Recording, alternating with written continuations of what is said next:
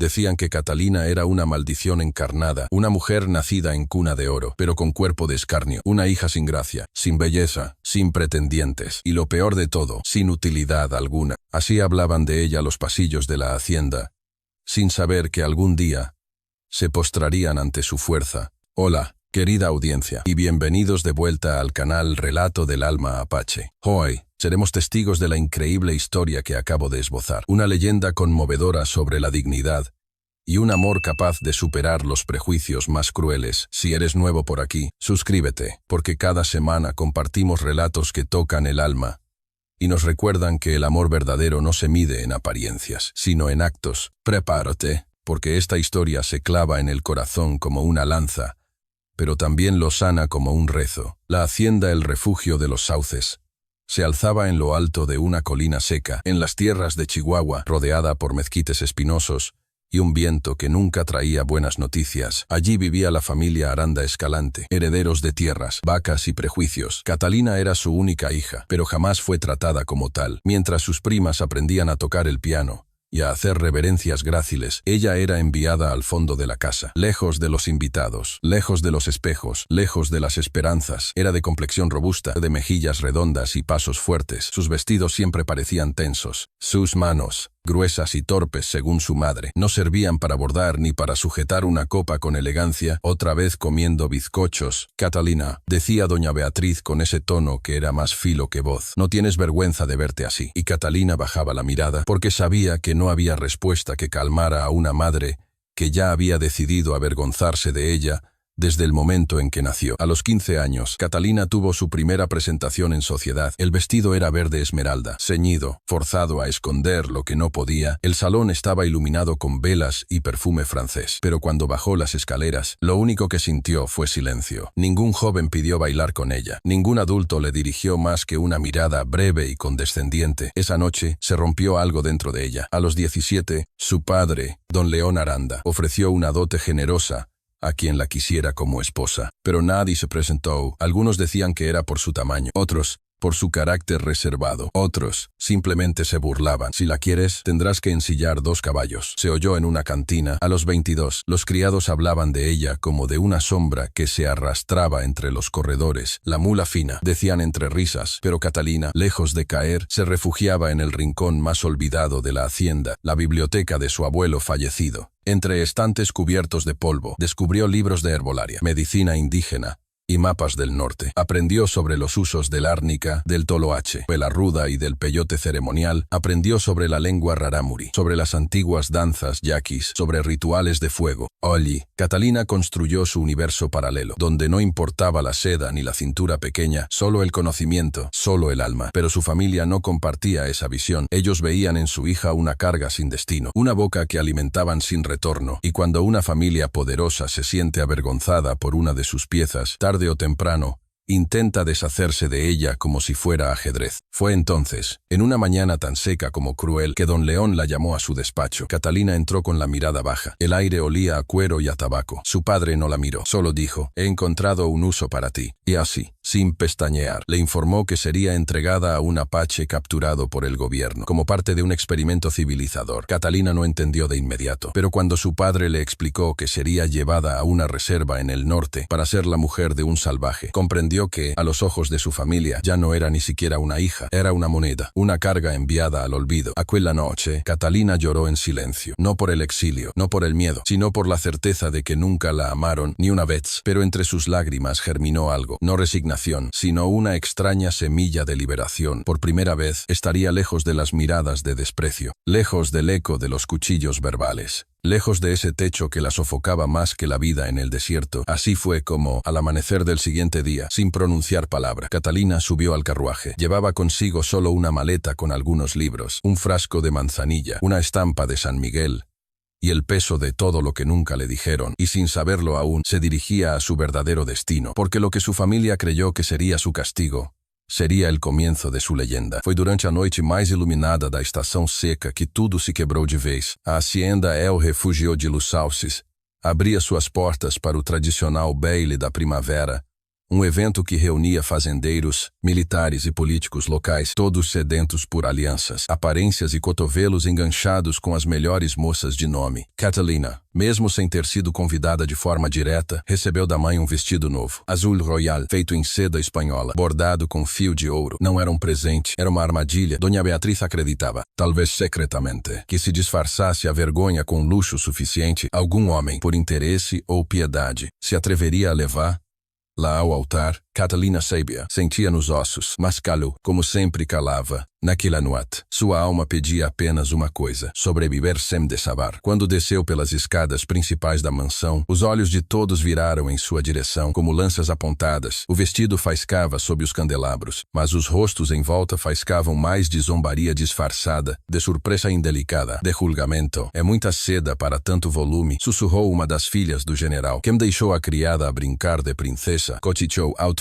Sem se preocupar em esconder o riso, Catalina sustentava o olhar firme, mas seus dedos tremiam dentro das luvas de renda. Nenhum cavalheiro se aproximou, nenhuma dança lhe foi oferecida. Enquanto as outras moças rodopiavam ao som da valsa, ela ficou sentada ao lado das matronas, como se já estivesse viúva de um amor que nunca teve. Quando tentou sair discretamente para os jardins, ouviu a sentença final dita por voz conhecida e venenosa: quem vai querer bailar com uma vaca, mesmo que enfeitada com joias? A voz era de Santiago Ochoa, filho de um coronel e antigo pretendente rejeitado pela própria Dona Beatriz por não ter sangue bastante azul. A risada que se seguiu foi como um trovão na alma de Catalina, mas ela não chorou, não respondeu, apenas se virou lentamente, caminhou até a fonte central do jardim, sob o olhar de meio salão, arrancou os brincos, os sapatos e os grampinhos do cabelo e, pela primeira vez em anos, respirou. Mas para seu pai, Dom León, o ato foi interpretado como escândalo, como a confirmação pública de que Catalina era, de fato, irrecuperável. Quando a carruagem voltou para a hacienda naquela madrugada, não havia uma palavra dita entre eles. O silêncio era um veredicto. Na manhã seguinte, ela foi chamada ao escritório do pai, uma sala de janelas altas, madeira escura e cheiros de tabaco e mapas. Catalina, já que a sociedade não te aceita, talvez possas servir de outra forma. A frase pairou no ar como uma nuvem de enxofre. Don León explicou com frieza que um grupo de apaches había sido capturado recentemente. Deles, Nahuel, era considerado perigoso, mas valioso. O governo tentava uma nova política. Em vez de execuções, que custavam caro, criariam colônias de contenção, reservas, lugares longes, esquecidos, onde os prisioneiros receberiam esposas mexicanas em troca de pacificação. Você será enviada ao norte. Catalina, como esposa desse selvagem, isso é uma punição. Então, ele a perguntou, sem conseguir esconder o tom cortante. É uma utilidade, respondeu ele. Já que não serve para o salão, talvez sirva para controlar um inimigo. Dona Beatriz não estava presente, nem precisava. Suas palavras passadas ecoavam ali, vivas, sufocantes, naquela noite. Catalina fez suas malas em silêncio. Levou apenas um baú de couro, seus livros de plantas, 3 vestidos simples e o colar da avó, único objeto que ainda carregava afeto verdadeiro. Chorou uma única vez, não por dor, mas por fim da ilusão de ser aceita, fim da esperança de pertencer, fim do desejo de agradar. No dia seguinte, partiu no velho coche da fazenda, com 2 soldados e um bilhete lacrado com o brasão da família. Não olhou para trás, não precisava, pois algo dentro dela, uma força ancestral, escondida há gerações, havia despertado, e ali, naquele exílio forçado, estava prestes a nascer algo que nem o deserto seria capaz de secar. O caminho até São Miguel foi longo, árido e silencioso. A cada milha deixada para trás, Catalina sentia a crosta de sua antiga vida rachar e cair, como as cascas secas que as cobras abandonam antes de renascer. O coche rangia pelas trilhas de pedra, sacudindo seu corpo pesado, mas ela não se queixava. Havia algo de libertador naquele desconforto. Pela primeira vez, ninguém lhe dizia como se portar, o que vestir ou o que esconder. Os soldados que a escoltavam, acostumados a transportar gado ou munição, apenas lançavam olhares rápidos, sem saber se sentiam pena ou desprezo. Catalina, envolta num chale de lã rústica, olhava pela janela e deixava o deserto entrar pelos olhos. Aquela paisagem ressequida parecia sussurrar verdades que jamais ouvira em salões, que o valor de uma mulher não reside no peso de sua cintura, mas na firmeza de seu olhar. Chegaram ao povoado ao entardecer. San Miguel era um aglomerado de construções de adobe, árvores secas e poeira vermelha. No centro, a praça era pouco mais que um espaço de terra batida, ladeado por uma capela simples, uma cantina e um posto militar improvisado. O soldado mais velho, um sargento moreno de rosto curtido pelo sol, desceu primeiro, abriu a porta do coche e anunciou com voz seca: "É aqui." Catalina desceu com cuidado, sentindo os joelhos protestarem. Ao redor, alguns curiosos a observavam com olhares desconfiados. Homens de chapéu largo, mulheres com lenços apertados na cabeça, crianças de pés descalços. Para todos eles, ela era uma forasteira, enviada pelos senhores ricos, mas marcada pela exclusão. Do lado oposto da praça, diante de uma pequena casa de adobe com um telhado de palha, estava ela,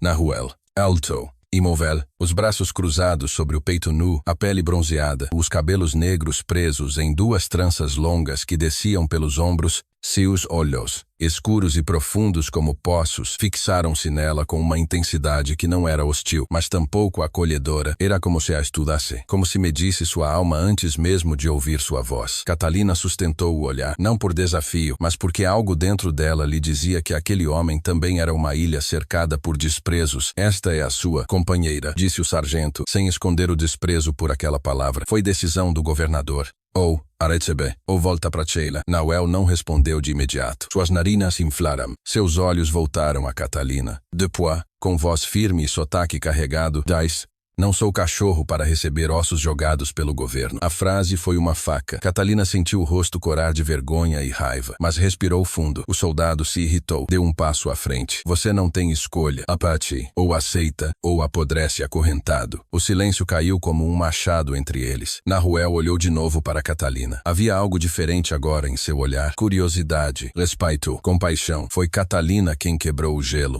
Com uma voz calma, mas firme: "Eu também não pedi para estar aqui, mas aqui estamos." Ela deu um passo à frente. "Talvez não sejamos prêmios nem punições, mas sobreviventes, e talvez possamos viver em paz se nenhum de nós tentar domar o outro." O sargento arregalou os olhos. Nahuel ergueu as sobrancelhas, e então, pela primeira vez, uma sombra de sorriso cruzou seus lábios. Mínimo, raro, mas verdadeiro. O sargento entregou a Catalina uma pequena bolsa com mantimentos secos e um cobertor. "A casa tem 2 peças, uma cozinha e um poço atrás. Façam o que quiserem, só não deem trabalho." Depois virou-se e partiu. Catalina ficou ali, sentindo o calor do chão subir pelas solas dos pés. A casa que agora seria seu lar não tinha nada da opulência da fazenda, mas, curiosamente, não lhe parecia hostil. Era simples, limpa, com uma porta de madeira gasta e janelas pequenas, cobertas por panos pendurados com barbantes. Havia cheiro de fumaça antiga e ervas secas no ar. Nahuel abriu a porta e entrou sem dizer palavra. Ela o seguiu. Lá dentro, encontrou 2 camas de palha separadas por uma cortina, uma mesa de madeira torta, um pote de barro com água, e no canto, uma pequena coleção de ramos pendurados: boldo, manzanilla, artemisa. Catalina reconheceu-os de imediato. Sorriu levemente.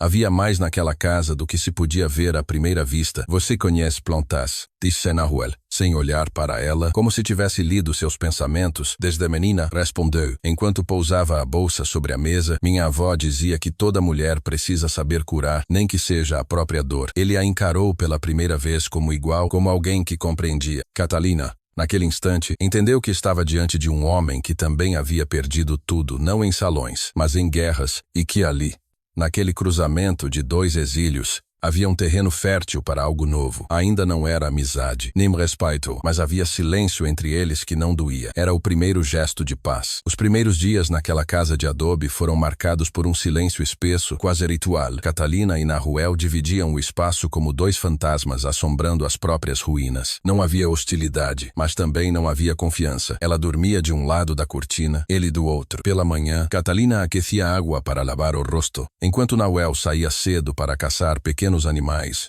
ou recolher raízes no deserto. Ao entardecer, ele voltava com o sol nos ombros e os pés cobertos de areia. Ela preparava uma sopa simples, usando ervas e legumes doados por uma velha senhora que simpatizara com sua presença, e então comiam em silêncio, cada um do seu lado da mesa, como 2 viajantes partilhando a travessia, mas não os destinos. Catalina passava boa parte do dia limpando a casa, organizando os ramos medicinais pendurados e estudando os cadernos antigos que trouxera consigo. Uma tarde, ao reorganizar os feixes de arruda e manzanilla, reparou que algumas das plantas estavam mal conservadas, sem fluxo de ar adequado. Criou, então, pequenas armações de madeira para manter-las suspensas, e separou as ervas por propriedades digestivas, calmantes, cicatrizantes. Quando Nahuel chegou e viu o que ela havia feito, parou na soleira da porta por um instante, sem saber o que dizer, caminhou devagar até a bancada e passou os dedos sobre as etiquetas que ela desenhara à mão. Você não está aqui só para ocupar espaço, murmurou, quase como se falasse para si mesmo. Não você, respondeu Catalina, sem olhar para ele, naquela noite, enquanto partilhavam uma infusão morna de hortelã. Catalina tomou coragem, respirou fundo e disse, não sei quanto tempo vou ficar aqui. Não você, mas o que sei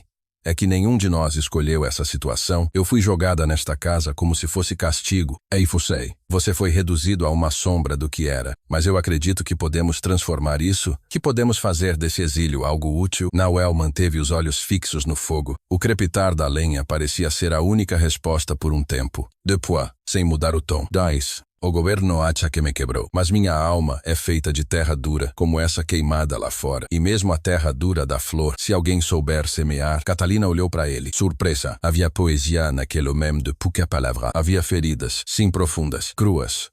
Mas também havia raízes. Talvez, pensou, ele estivesse tão perto de ruir quanto ela, mas ainda assim permanecia de pé. Então semeemos juntos. Diz ela, eu sei cuidar de plantas, sei tratar febres, você sabe caçar. Construir, sobreviver neste clima. Se formos úteis ao povo daqui, talvez deixem de nos ver como imposições e passem a nos enxergar como parte. Que seja apenas isso, não um casamento, não um teatro. Só uma aliança entre duas almas exiladas. Nahuel voltou-se para ela pela primeira vez com leveza no olhar. Havia ali o embrião de um pacto, nada selado por promessas, nem juramentos, mas por algo mais raro, entendimento. No dia seguinte, Catalina e Nahuel começaram a trabalhar juntos de verdade. Ela o ajudou a reforçar a cerca que protegia o pequeno cultivo nos fundos da casa, enquanto ele lhe mostrou como usar pedaços de cacto para armazenar água. Quando Catalina viu que ele carregava um ferimento antigo na costela, uma cicatriz maltratada por anos de improviso, ofereceu-se para aplicar uma pomada cicatrizante.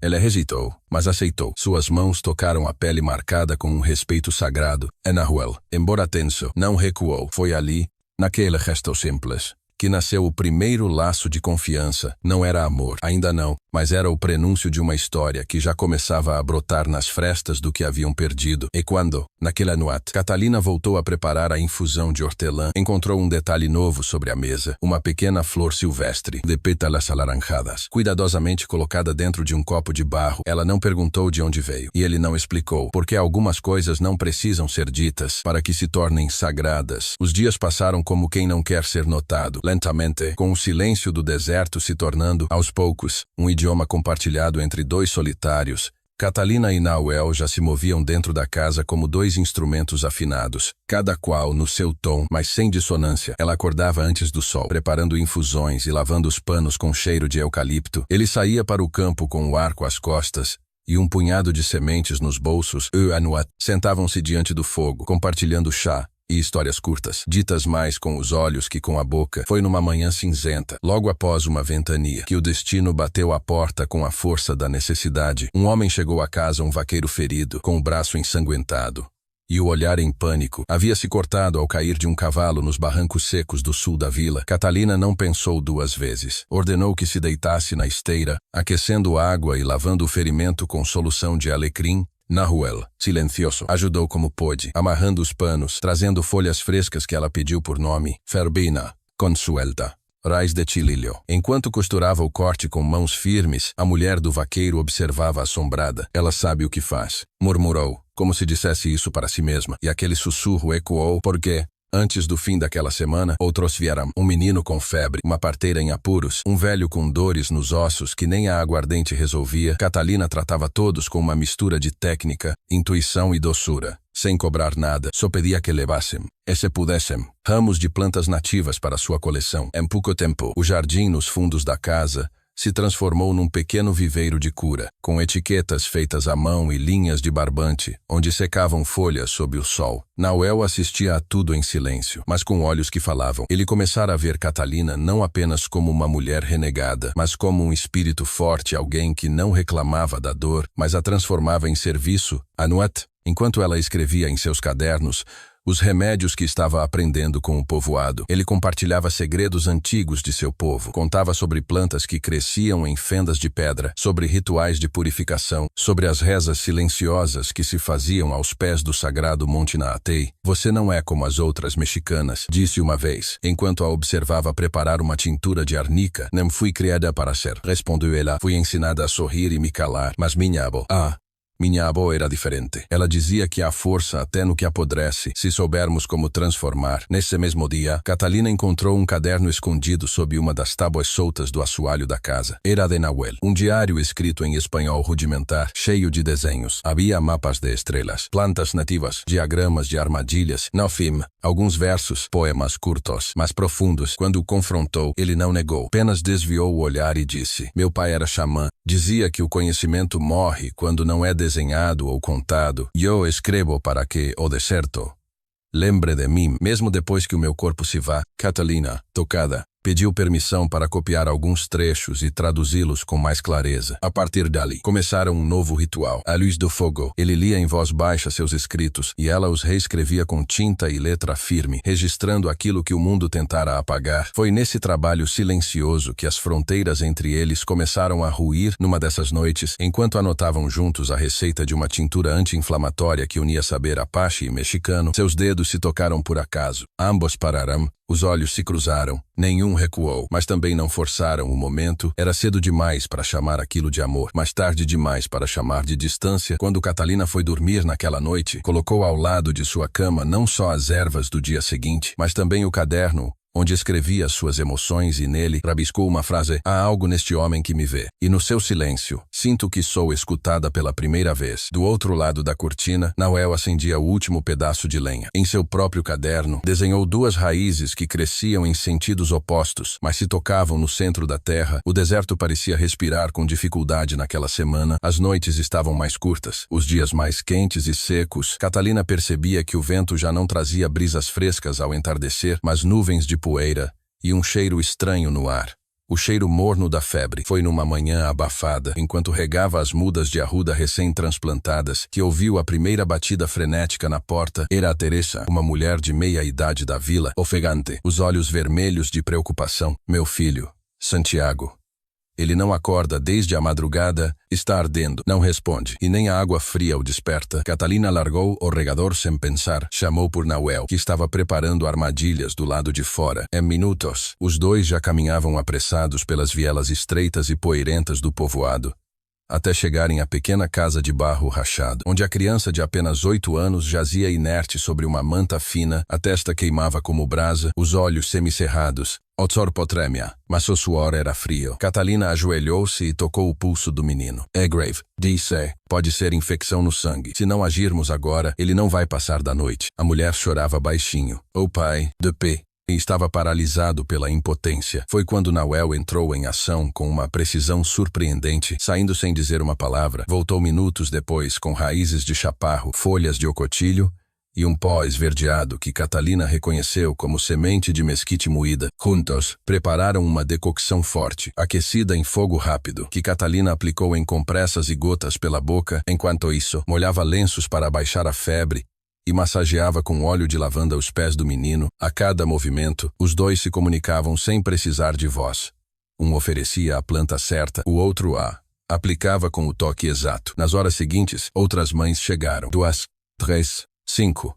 Em questão de um dia, o povoado inteiro parecia tomado por uma febre súbita. Crianças e idosos eram os mais afetados. A cantina virou enfermaria improvisada, e Catalina transformou a casa dela e de Nahuel em um centro de atendimento emergencial. Dormiam pouco, comiam de pé. Nahuel construiu suportes de bambu para pendurar infusores, enquanto Catalina organizava os frascos com etiquetas em 2 idiomas, espanhol e apache. Durante uma madrugada em que a lua parecia um olho doente no céu sem estrelas, uma criança entrou em convulsão. Catalina relou. A mãe gritava. O pai tentava contê-la. Catalina já corria com a infusão de boldo e chá de flor de muerto, mas não sabia se daria tempo. Foi quando Nahuel se ajoelhou, pegou a menina nos braços e começou a cantar. Era uma canção antiga, baixa, rítmica, mapache. Palavras que Catalina não compreendia, mas que acalmaram até os soluços da mãe desesperada. Aos poucos, a menina cessou o espasmo, e adormeceu como se tivesse retornado de um lugar muito distante. Catalina sentiu os olhos se encherem, não de medo, mas de gratidão, por estar ali, por não estar sozinha. Quando a última criança apresentou sinais de recuperação, dias depois, o povoado inteiro parecia ter mudado. As pessoas vinham até a porta,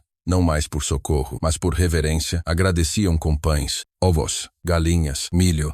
Algumas se ajoelhavam, chamando Catalina de Doña Curandeira. Outras se referiam a Nahuel como o guerreiro que canta para curar. Catalina não aceitava os títulos, mas sentia, por dentro, que algo havia se firmado, algo que não podia mais ser negado. Enquanto limpava os panos manchados com infusão de camomila e restos de suor febril, sentiu a presença dele atrás de si. Quando se virou, Nahuel estava ali, com as mãos nas costas, o rosto queimado de sol e as palavras se formando com dificuldade. O que fizemos?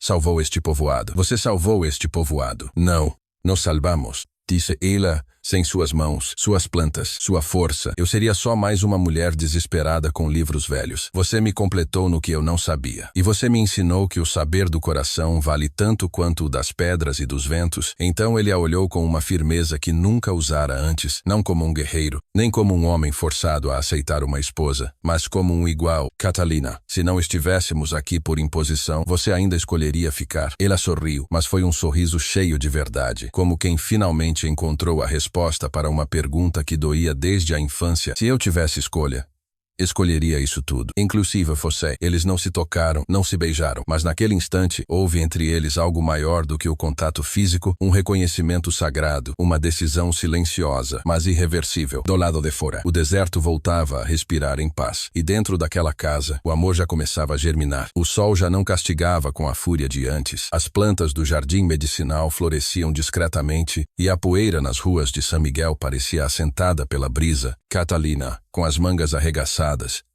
e o rosto dourado pelo trabalho, colhia flores de bugambilia para um novo xarope. Ao fundo, Nahuel afiava lâminas de pedra sob a sombra do grande mesquite. A harmonia entre eles não era dita, mas vivida como um rio que aprendeu a fluir entre as pedras. Tudo era simples, e por isso mesmo, precioso. Mas a paz é uma coisa que assusta quem vive do controle, e a sombra do passado, quando ameaçada, sempre encontra um jeito de se arrastar de volta à luz. Foi numa manhã qualquer, como tantas, que o eco dos cascos rompeu o silêncio. Um grupo de cavalos avançava pela estrada do sul, 3 montarias de couro fino. Um coche escuro, elegante, e na dianteira, ereto e soberbo, um homem de farda clara, botas reluzentes e bigode impecável, Rodrigo Aranda Escalante, irmão de Catalina, filho pródigo do patriarca Dom Leon, e executor silencioso daquilo que o pai não queria sujar as mãos para fazer. Catalina o reconheceu de longe. Mesmo antes que o sol refletisse nos botões de prata do paletó, o mesmo andar altivo, a mesma arrogância herdada do pai. Mas o que a feriu mais profundamente foi perceber que ele não veio só. Ao lado do coche, vestindo o uniforme militar, vinha o mesmo capitão que havia escoltado Catalina até São Miguel meses atrás, o mensageiro de seu destino útil. Quando os cavalos pararam em frente à casa, Nahuel já estava em pé, com o corpo firme e a mão sobre o punho da faca. Catalina se aproximou devagar, respirando fundo. Rodrigo desmontou com teatralidade, como se estivesse pisando num palco, não num povoado de barro e poeira. Seus olhos percorreram a figura da irmã e, por um momento, vacilaram. A mulher que viu não era a mesma que ele havia desprezado. Seus cabelos estavam presos com um lenço colorido, os braços marcados pelo sol e pelo esforço, a postura firme como pedra que conhece sua base. Catalina, disse, seco, como quem tenta manter controle. Rodrigo, respondeu ela, sem curvar a cabeça. Nosso pai está preocupado. Você sumiu sem dar notícias. Acreditávamos que talvez quisesse voltar. Ela riu, mas foi um riso curto. Sam Humor. Voltar para ser trancada numa sala, para servir como moeda em alianças que não escolhi, para ouvir todos os dias que sou um erro de fábrica. Obrigada. Não. Rodrigo endureceu o maxilar. O capitão se adiantou, tentando mediar. Senhora Aranda, estamos aqui apenas para verificar seu estado. Recebemos relatos de que está sendo mantida contra sua vontade. Como autoridade, devemos garantir sua segurança. Nahuel deu um passo à frente. Os olhos dele queimavam como pedra vulcânica. Ela não é prisioneira. Ela é raiz plantada nesta terra. Foi ela quem curou nossos filhos, quem trouxe alívio aos nossos velhos. Ela é mais livre aqui do que jamais foi sob qualquer teto dourado. O capitão se encolheu diante da firmeza do Apache. Rodrigo, No entanto, sorria com um canto da boca, um sorriso venenoso. Cuidado, doente. Fazer chás. Viver em casa de barro. Isso é o que você chama de liberdade. Catalina está vivendo como uma selvagem. Essa é sua escolha. Catalina não hesitou. E nunca fui tão respeitada em toda a minha vida. Aqui. Ninguém mede meu valor pela minha cintura, mas pelo que minhas mãos curam. Aqui. Sua vista. Rodrigo se aproximou, baixando o tom. Você sabe que não pode ficar. Pai já arranjou sua entrada no convento das Irmãs de La Caridade. Diz que você precisa se purificar, se reencontrar com a civilização. Se por civilização você quer dizer silêncio, culpa e invisibilidade. Não. Obrigada. Aqui, entre selvagens, encontrei mais compaixão do que em toda a nossa casa. Nesse instante, moradores começaram a se aglomerar à distância. Alguns homens, mulheres e crianças que conheciam Catalina como a mulher que os curou, não falavam, mas olhavam, e seus olhos diziam muito. Rodrigo sentiu. Aquilo não era um vilarejo, era uma comunidade unida, e sua irmã era parte do alicerce. Então é isso. E ele perguntou, com um toque de escárnio, vai se casar com um apache? Vai ter filhos mestiços e viver como uma camponesa curando dor de barriga? Catalina respirou fundo. Prefiro filhos de alma limpa alianças com homens vazios, e prefiro o barro sob meus pés a qualquer tapete onde precise me arrastar. Rodrigo encarou Nahuel. Um duelo silencioso se travou ali. Entre a arrogância das armas e a firmeza ancestral, o capitão puxou Rodrigo pelo ombro. Vamos, por ora, não podemos forçá-la, mas isso não acabou. Rodrigo hesitou e, antes de virar as costas, lançou um último olhar para Catalina, um olhar que misturava desprezo. Sim, mas também medo. Medo de algo que ele não sabia nomear. Medo de ver a irmã que ele desprezava se tornar algo maior que todos eles. Enquanto os cavalos se afastavam, levantando poeira pela estrada, Catalina permaneceu imóvel. Ao seu lado, Nahuel segurava sua mão. Ela não notou o gesto. Nem ele. Foi natural. Como se, ao enfrentarem juntos aquele passado que tentava rastejar de volta, tivessem dado um passo adiante rumo a algo mais forte que o sangue, mais forte que o nome, rumo a uma escolha feita com o coração livre. Na manhã seguinte à visita de Rodrigo, o povoado acordou diferente. O silêncio era mais espesso, a poeira se erguia devagar, como se não quisesse perturbar o que havia sido dito. As mulheres cochichavam em frente às casas, os homens trocavam olhares curtos, e as crianças, sensíveis ao que os adultos não confessam, corriam com menos alarde. Todos sabiam que algo havia acontecido, que Catalina, a mulher das plantas e das mãos firmes, havia sido convocada a escolher ou voltava para o ouro que nunca a amou, ou ficava com o barro que a acolheu. Catalina passou aquele dia em silêncio, entre as mudas do jardim, sem fazer curativos nem preparar poções. Suas mãos mexiam a terra, mas a mente estava longe. Anuat, Nahuel acendeu o fogo como de costume, mas ela não veio se sentar. Ficou do lado de fora, observando o céu. Foi ele quem a procurou. Depois de esperar tempo suficiente para entender que o que ela carregava não era hesitação, mas um luto antigo que precisava ser enterrado. Se quiser ir, eu entendo, disse ele, de pé ao seu lado, com a voz baixa como o vento entre os galhos. Não vou, respondeu, ainda olhando as estrelas, mas não vou ficar porque tenho medo, nem por gratidão, nem por hábito. El virus. Enfim. Os olhos ardiam, mas estavam secos. Vou ficar porque é a primeira vez na minha vida que eu pertenço a algum lugar. Aqui, sou mais que o que esperam de mim. Sou o que eu escolhi ser, e não vou mais deixar que ninguém escreva meu destino no lugar do meu nome. Nahuel não disse nada. Apenas assentiu. Ele sabia o peso que essa escolha carregava. Mais que isso, sabia que Catalina acabava de declarar, com palavras simples, uma revolução pessoal, a libertação de uma alma. Na manhã seguinte, enquanto o povoado começava seus afazeres, Catalina vestiu seu melhor vestido simples, de algodão cru, com detalhes bordados à mão por ela mesma, e caminhou até a pequena praça de São Miguel, parou no centro, onde se reuniam os anciãos, os vaqueiros, as parteiras e as crianças, e falou, eu não nasci aqui, não sou filha desta terra, cheguei como castigo, enviada como se fosse uma coisa sem valor. Mas encontrei entre vocês o que nunca tive na minha casa. Respeito, confiança, utilidade. Eu escolho ficar, não mais como hóspede, mas como parte. Se me aceitarem, quero ajudar a construir e ensinar, a curar. O silêncio que se seguiu foi curto. Dona Teresa, a mãe do menino que quase morreu na febre, foi a primeira a levantar-se, abriu os braços e a abraçou. Depois veio um velho de mãos trêmulas. Depois outra mulher. Depois uma criança. E, Como um rio que rompe as margens, o povoado todo se ergueu em torno dela. Não havia gritos, nem festa, mas havia a aceitação mais pura, a do olhar. Naquele dia, Catalina não apenas escolheu o povoado, foi escolhida por ele. Ao voltar para casa, encontrou sobre sua mesa um pequeno objeto coberto por um pano de linho. Era uma adaga cerimonial Apache, finamente entalhada em madeira escura e pedra polida. Ao lado, um pergaminho com caracteres pintados a pincel grosso. Ela leu com os olhos marejados. Era uma frase em língua Apache, traduzida em espanhol: aquela que se cura também pode curar os outros. E essa é a mulher que caminha ao lado dos que resistem. Era a bênção dos anciãos da tribo de Nahuel ao fundo. Ele a observava. Não se aproximou, não sorriu, mas havia uma reverência em sua postura, como quem testemunha algo sagrado. E Catalina, ao segurar a adaga com as duas mãos, sentiu que pela primeira vez, em toda a sua vida, estava armada não para ferir, mas para proteger aquilo que, enfim, era seu. Toda decisão corajosa desperta consequências, e toda escolha de liberdade ofende os que vivem de controlar. Rodrigo Aranda não suportou o desprezo público de sua irmã, não suportou ser visto como o irmão derrotado diante de um povoado pobre, diante de um homem Apache. A recusa de Catalina não foi só pessoal, foi uma afronta política, uma humilhação social, e Rodrigo era o tipo de homem que não suportava cicatrizes, apenas seios inflados por aplauso. Por isso, quando voltou à cidade, não voltou para se calar. Procurou aliados entre coronéis ressentidos, latifundiários ambiciosos e mercenários pagos em prata. Reuniu um grupo pequeno, mas brutal, homens sem nome, sem honra, sem pátria. A missão era simples: eliminar a semente antes que virasse árvore, calar Catalina, desaparecer Nahuel e, assim, pagar a vergonha da casa Aranda. Foi numa madrugada fria, sem lua, que chegaram 12 cavaleiros encapuzados, vestindo cores neutras e olhos vazios. Vieram por trás das colinas, evitando as trilhas comuns. Nem os cães latiam como serpentes. Avançaram com precisão. Nahuel, dormindo leve como sempre, despertou ao menor estalo no mato. Seu corpo reagiu antes da razão, puxou Catalina pela mão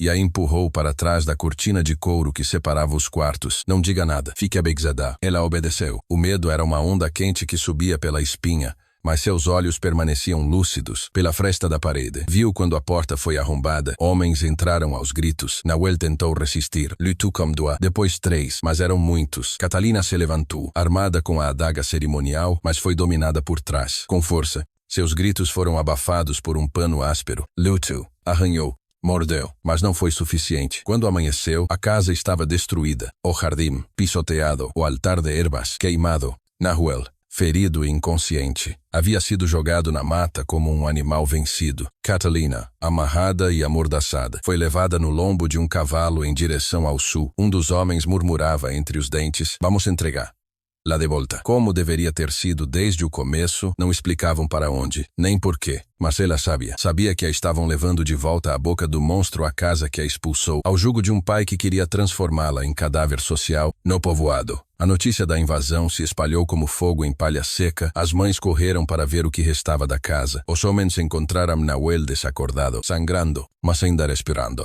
Foi curado ali mesmo, com as mesmas mãos que Catalina havia treinado. Quando acordou, horas depois, seus olhos não procuraram por comida, por abrigo ou por vingança. Procuraram por ela. Ao saber que havia sido levada, sua dor se tornou gelo. Não gritou, não chorou. Apenas levantou-se, mesmo ferido, e disse: eles pensaram que levaram uma mulher fraca, mas levaram um raio escondido em carne. E quando ela cair sobre eles, não sobrará mentira de pé. Catalina, por sua vez, não se curvava, mesmo com os pulsos presos, com os cabelos desgrenhados e a boca seca. Seu espírito estava de pé. Em seu olhar havia algo que nenhum mercenário conseguia encarar por muito tempo: dignidade, silenciosa, sem, mas feroz. E em seu íntimo, repetia uma frase como um rosário: não serei vítima de novo, eu sou a história que eles temem contar. Na estrada, viu a curva que levava à hacienda, reconheceu as árvores tortas, a pedra branca na beira do caminho. Cada detalhe era uma punhalada, mas não desviou o olhar. Se era ali que teriam seu julgamento final, que assim fosse. Porque ela já não era a filha esquecida, já não era a mulher rejeitada. Era um coração aceso, e corações acesos queimam até pedra. O portão da hacienda é o refúgio de Los Sauces.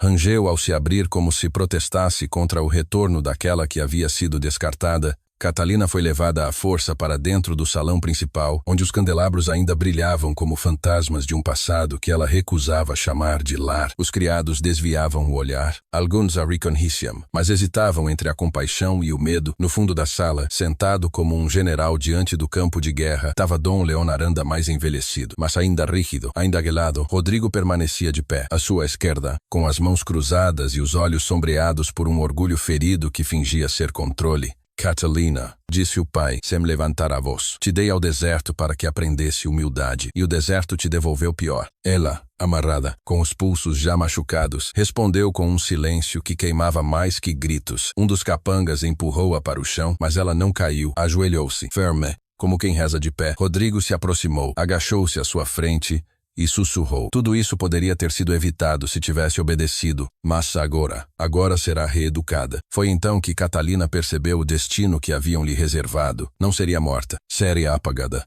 Enviada ao convento não como penitente, mas como prisioneira, trancada entre muros, sob preceitos que sufocariam sua voz, sua memória e sua liberdade, uma cela disfarçada de templo, uma morte viva. Seus olhos arderam, não de medo, mas de cálculo. Sabia que estava em desvantagem. Sabia que seus algozes tinham homens, armas, prestígio, mas também sabia de algo mais. Alguém lá fora viria, e ele viria não com vingança, mas com propósito. Naquela mesma hora, Nahuel cavalgava com o corpo ainda ferido. Apoiado por 2 moradores de San Miguel, suas costas sangravam onde a pele fora aberta, mas seu coração batia como tambor de guerra. O povoado havia se organizado em silêncio. Não eram soldados, eram curandeiros, pastores, parteiras, carpinteiros, mas conheciam o terreno, conheciam o vento e, acima de tudo, conheciam Catalina e por ela cruzariam até as muralhas do inferno. Chegaram à entrada da hacienda sob a luz pálida do entardecer. Nahuel desmontou com dificuldade. O corpo tremia, mas seus olhos estavam fixos. Empunhava uma lança curta, cerimonial, não como arma de ataque, mas como símbolo. O caseiro tentou impedir a entrada. Nahuel apenas apontou para o portão e disse: ou você abre,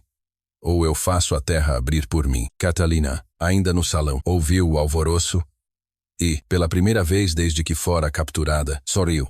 Não era um sorriso triunfante, era sereno, como o de alguém que reconhece a aproximação da justiça. Dom Leon se levantou. Rodrigo correu para a varanda com outros homens armados. Lá fora, viram não um exército, mas um povoado inteiro caminhando como mar, um mar manso, mas impossível de deter. No centro, Nahuel, coberto de poeira, com a lança erguida e o nome de Catalina nos lábios como prece, tragamna, ordenou Dom Leon. Quando Catalina surgiu na varanda, cercada, Nahuel deu um passo adiante. Ela não pertence mais a este lugar e nunca pertenceu a vocês. Vocês tentaram enterrá-la, mas ela criou raízes no deserto e agora floresceu onde pensaram que ela morreria. Rodrigo sacou a arma. Mais um passo e você cai como cão. Então atire, respondeu Nahuel. Mas saiba que mesmo morto, meu povo saberá o que vocês fizeram, que o nome dos Aranda viverá como símbolo de vergonha, e que a mulher que vocês desprezaram será lembrada como aquela que curou até mesmo a terra que tentou matá-la. O momento paralisou o tempo. O dedo de Rodrigo no gatilho, o olhar de Catalina fixo em Nahuel. O povo, em silêncio, esperando o sopro que moveria a história. Foi então que Catalina, com um esforço sobre-humano, arrancou as amarras dos pulsos, usou o próprio sangue como tinta e escreveu no chão com o dedo: eu escolho viver e escolho amar. Rodrigo hesitou. Pela primeira vez, tremeu. E naquele segundo, a presença de Nahuel se tornou maior que todos os títulos, fardas ou armas. Mate-me, se puder, disse ele. Mas saiba que esta mulher já plantou seu nome no coração dos humildes, e os humildes sempre vencem. Mais cedo ou mais tarde, Rodrigo abaixou a arma, não por rendição, mas por medo, medo de ter tocado algo sagrado. Medo de perder o que ainda achava possuir. Dom Leon, vendo a multidão silenciosa, percebeu que seu império, fundado sobre silêncio e aparência, estava ruindo, não por força, mas por verdade. Levem-na, deixa com vos morta, e que o que tiver que acontecer, aconteça. Catalina desceu os degraus sozinha. Suas pernas cambaleavam, mas ela caminhava como quem renasce. Quando chegou até Nahuel, ele a amparou, mas não a carregou. Apenas ofereceu o braço. E juntos, passaram pelo portão, não como fugitivos, mas como quem regressa para casa. A notícia do confronto silencioso entre a hacienda Aranda e o povoado de San Miguel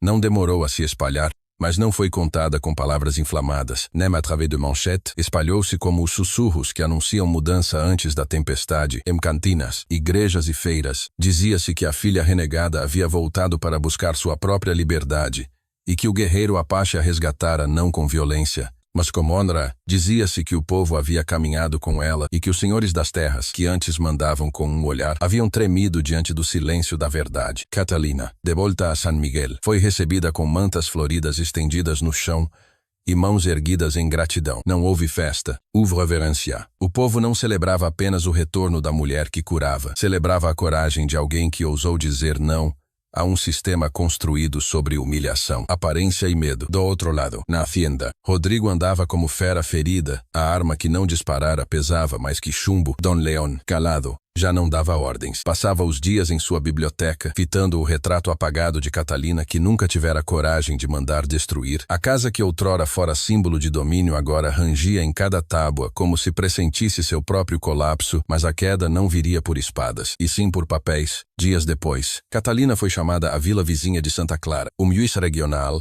informado das denúncias de sequestro e uso indevido de força por parte de Rodrigo, convocou uma audiência pública. Catalina, pela primeira vez, entrava numa sala de justiça como protagonista, não como coadjuvante de sua própria história. Vestia um vestido de algodão escuro, os cabelos presos num coque simples, e trazia nas mãos os cadernos onde registrava tudo: plantas, receitas, nomes, datas, feridas e curas. Nahuel a acompanhava, mas ficou do lado de fora. A luta agora é tua, disse-ra, e tua palavra tem mais força que minha lança. No tribunal, Rodrigo tentou alegar que agira em nome da família, que buscava proteger a honra dos Aranda, mas os testemunhos vieram um a um. Teresa, a mãe de Santiago, Dom Hilário, o vaqueiro com o braço cicatrizado, a parteira, a anciã, até um comerciante da cidade, cuja filha fora tratada com ervas trazidas por Catalina, deu seu depoimento. Todos falaram da mulher que curava com palavras e mãos firmes, da mulher que nunca se escondeu, mesmo sendo perseguida, da mulher que ensinou a todos o que era dignidade sem violência. Rodrigo, diante da avalanche moral, caluz, o juiz, com a face dura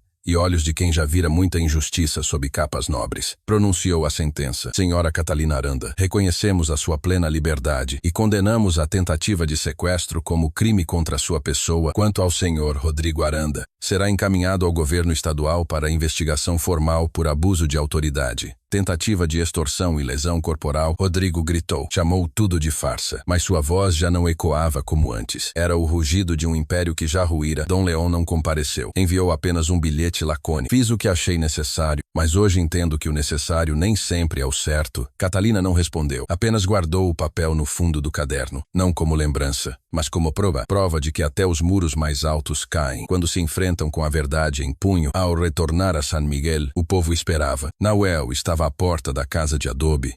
Cercado pelas crianças do povoado, ela desceu da carroça com passos firmes. Seus olhos encontraram os dele. Não precisavam de palavras. Ela havia vencido, não com vingança, mas com justiça. O céu estava pesado naquela tarde em San Miguel. As nuvens, densas como véus de luto, prenunciavam uma tempestade que parecia vir tanto do céu quanto da terra. Catalina, sentada à sombra de seu jardim, revisava os cadernos de cura quando ouviu ao longe o trotar de cavalos. Não eram muitos, apenas 2, mas a cadência do galope não trazia perigo. Trazia peso, algo entre mensagem e destino. Era um mensageiro do norte, um Apache montado num cavalo branco, com uma túnica bordada em símbolos antigos. Nahuel saiu de casa ao vê-lo. Seu rosto, até então sereno, se endureceu, olhos cerrados, mandíbula tensa. O homem desmontou, fez uma saudação cerimonial e lhe entregou um rolo de couro amarrado com fios vermelhos. Nahuel o recebeu sem dizer palavra. O mensageiro partiu logo em seguida, sem sequer olhar para Catalina. Ela observava tudo em silêncio. Sentia que aquele momento era mais do que parecia.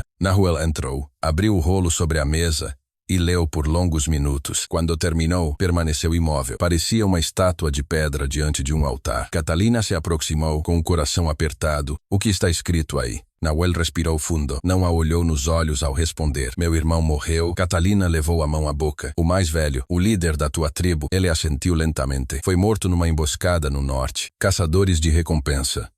Homens que queriam as terras que protegíamos. E agora, fechou os olhos por um instante. E quando os abriu, havia ali algo que Catalina nunca vira. Vulnerabilidade. Agora eu sou o herdeiro, o novo chefe da aliança tribal entre as 3 nações do Alto Deserto. Ela sentiu o mundo girar devagar. Sabia o que isso significava. Nahuel não era apenas um guerreiro. Era Naquele momento, o elo que manteria em paz um povo inteiro. Sua vida ali em San Miguel, a rotina, a caça, tudo poderia desaparecer com um só gesto de dever. Você vai ter que partir, murmurou, tentando manter a voz firme. Nahuel, enfim, a encarou. Seus olhos estavam cheios, mas não havia hesitação. Sim, tenho que ir. Me pedem para selar uma nova aliança, para unir tribos, para curar um povo que sangra há séculos. Eles precisam de mim. E eu não posso recusar. Se eu disser não, haverá divisão. E se houver divisão, haverá guerra. Catalina assentiu. O peito queimava, mas ela compreendia. Mais do que ninguém. Então você vai. Ele se aproximou, segurou suas mãos. Mas não vou sem você. O silêncio que se seguiu foi absoluto. Nem o vento se atreveu a soprar. Catalina, com os olhos úmidos, sentiu o peso daquela frase mais do que qualquer outra que ele já lhe dissera. Mas havia algo dentro dela que ainda tremia. Nahuel, eu não sou como tuas mulheres. Não tenho sangue apache. Sou filha dos que nos oprimiram. Carrego o nome de um homem que quis destruir teu povo. Nahuel apertou suas mãos com mais força. E é por isso que você precisa estar lá, porque você é a ponte. Porque você é a mulher que curou tanto os meus quanto os teus. Porque ele se aproximou e sua voz se transformou em sussurro. Você é o coração da nossa terra nova. Mas antes que Catalina pudesse responder, um dos anciãos do povoado interrompeu, ofegante. Trazendo em mãos uma carta com o selo oficial do governo mexicano, Catalina pegou o envelope, abriu com mãos trêmulas. Lê. E sentiu o mundo parar. Era uma notificação judicial, um documento formal, revelando algo que ninguém esperava. O governo havia descoberto que as terras em que San Miguel fora fundado pertenciam por herança indireta a Catalina. Um erro de registros antigos, somado à morte sem herdeiros legítimos de um primo distante de Dom León, transferia automaticamente os direitos à única descendente viva da linhagem Aranda por parte materna. Ela,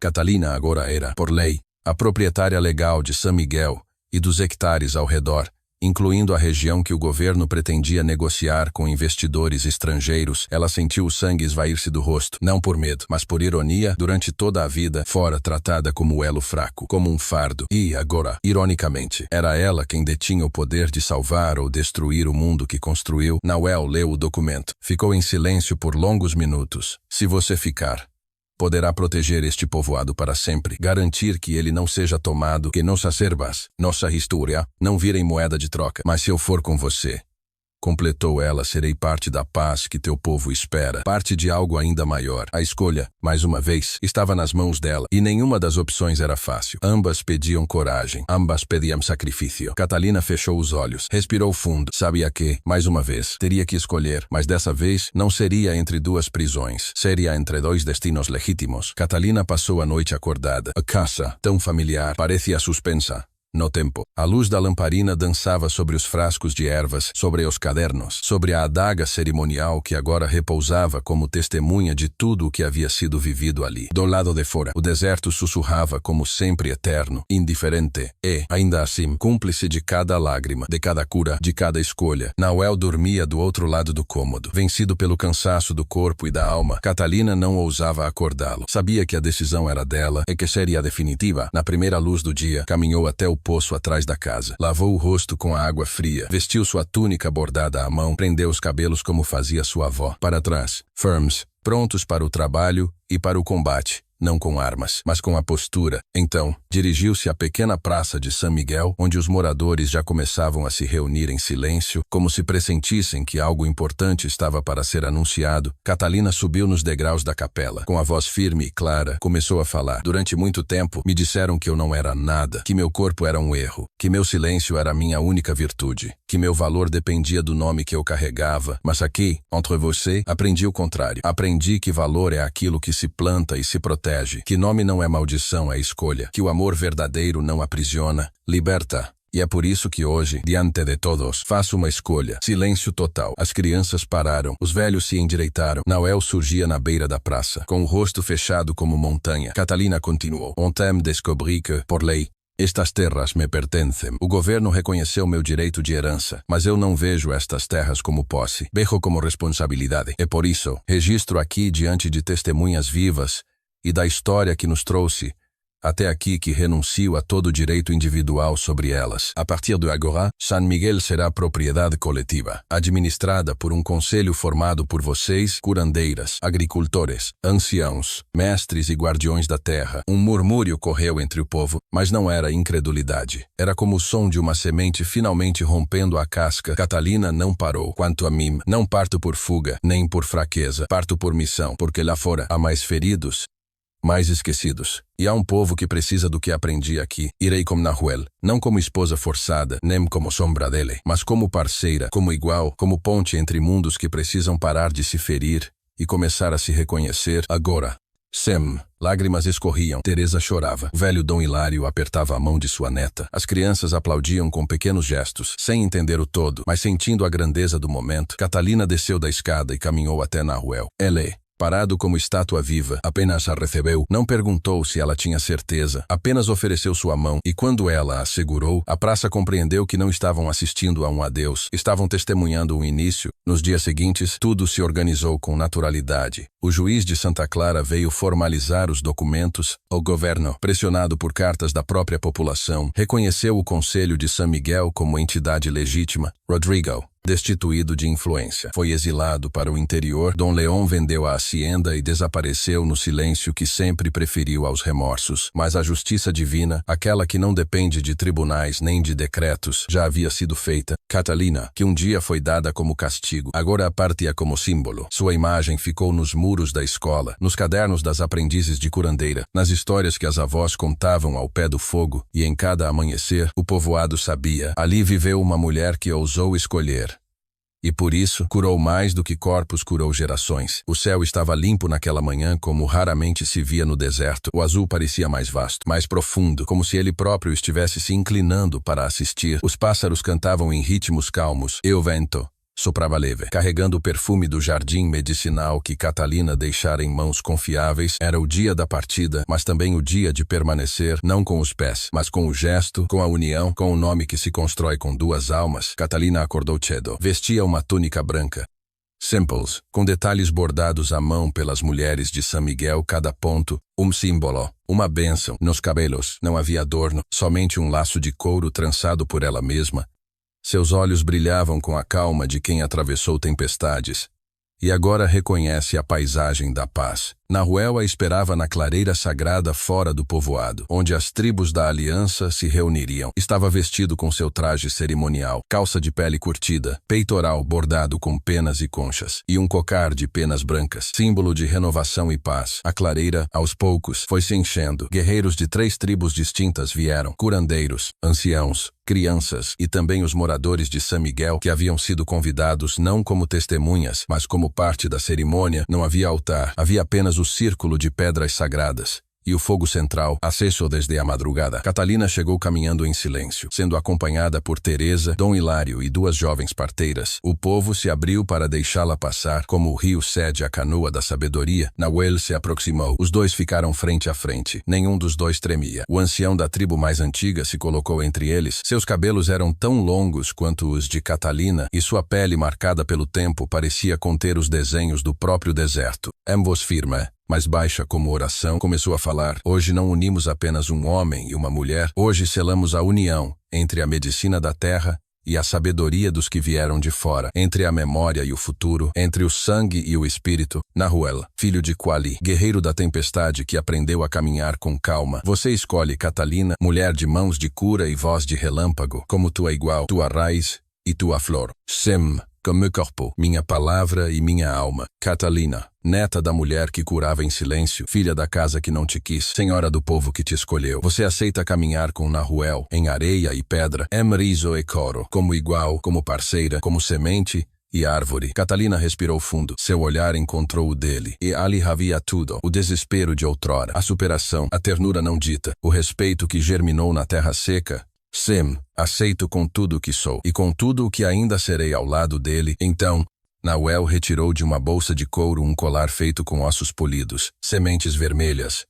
e uma única pedra, azul turquesa, símbolo de cura e proteção, colocou em volta do pescoço de Catalina com as 2 mãos. Ela retirou de dentro de sua bolsa uma tira de pano bordada com os nomes das ervas que curaram os doentes de San Miguel, e amarrou no braço dele, como uma lembrança de que o poder se manifesta também na delicadeza. O ancião ergueu os braços. Assim Cecela, não com ouro, não com contratos, mas com gestou, verdade e terra. São um. A multidão se manteve em silêncio por um instante, um silêncio tão denso que parecia ecoar dentro do coração de cada um. E então, Devagor, os primeiros cânticos começaram. Vinha das mulheres, depois dos jovens, depois dos guerreiros e logo. Todo o círculo cantava, uma melodia ancestral, sem tradução, que atravessava gerações e invocava não o passado, mas o que viria. Catalina e Nauel se deram as mãos, juntos, deram o primeiro passo fora do círculo, não como fugitivos, nem como recém-casados comuns, mas como líderes, como parceiros de um novo tempo. Naquela noite, sob um céu salpicado de estrelas e o perfume do deserto em flor, eles se deitaram lado a lado não como fim de jornada, mas como terra preparada para o que ainda viria. 5 anos se passaram desde o dia em que Catalina e Nahuel deram seu primeiro passo fora do círculo de pedras. O deserto, sempre silencioso, agora carregava outros sons, os de risadas infantis, vozes contando histórias, sinos de barro balançando no vento e pássaros que antes evitavam a região, mas que agora dançavam sobre plantações. A terra que antes era poeira e espinho havia florescido, e não era milagre, era trabalho. A aldeia que surgiu na junção das 3 tribos e do povoado de San Miguel já não tinha nome de batismo espanhol, nem denominação colonial. Chamavam-na simplesmente de Quetzalcoatl, palavra apache, que significa onde a cura cresce. Era ali, numa casa construída com pedra, barro e mãos de todos, que viviam Catalina e Nahuel, não como líderes solenes, mas como presença constante. Ela, agora respeitada como Chicauí, a mulher ponte, ensinava jovens curandeiras de diferentes origens a misturar saberes. Ele, reconhecido como chefe espiritual, liderava com escuta e não com voz alta. Ambos, mais do que símbolos, tornaram-se raízes fundadoras. Tiveram 2 filhos. Yari, o mais velho, nascido sob a lua cheia, herdou da mãe a sensibilidade pelas ervas, e do pai, o silêncio observador. Adjátula, a Maia, chegou num dia de chuva, a primeira chuva abundante após um ano de seca. Era leve como o vento e teimosa como cactus, crescia onde ninguém esperava. Catalina, certa tarde, sentada sob o alpendre da casa, observava os filhos correrem entre os canteiros de manzanila, calêndula e milenrama. Seus cabelos agora tinham fios brancos, mas seus olhos guardavam a mesma cor mel do passado, só que mais serena. Ao seu lado, Nahuel afiava uma nova lança, feita não para a guerra, mas para ritual. Ela sorriu, sem dizer palavra. Ele, como sempre, entendeu. Jamais pensei que meu castigo seria o começo da minha bênção. Disse ela, não foi castigo. Respondeu ela, foi o desvio necessário para que você encontrasse a sua trilha. Catalina tocou o colar de sementes vermelhas que nunca mais tirara do pescoço. Lembrava-se da menina que chorava escondida entre os cortinados de uma casa dourada, da jovem que teve de ser arrancada para florescer, da mulher que foi levada à força e, mesmo assim, aprendeu a caminhar com liberdade. Aquilo que antes era dor havia virado raiz, o que antes era rejeição agora era terra fértil, e o que antes era medo agora era história. Diziam, em outros povoados, que havia no deserto uma mulher que curava sem exigir nada, que falava 2 línguas e sonhava com uma terceira. Diziam que ela havia sido entregue como punição e voltado como bênção, que fora desprezada por seu próprio sangue, mas abraçada por estranhos que se tornaram família, que se casara não por convenção, mas por decisão, e que havia selado com suas próprias mãos a aliança entre mundos que antes só sabiam se machucar. Alguns chamavam isso de lenda, outros de exagero, mas quem passava por Quetzalcoatl e sentava à sombra das figueiras, quem tomava o chá das curandeiras aprendizes, ouvia os cânticos ao pôr do sol, e via crianças correndo entre culturas cruzadas. Sabia que aquela história era real, sabia que o amor verdadeiro não se faz de promessas vazias, mas de escolhas diárias. Sabia que a justiça divina não vem com espadas,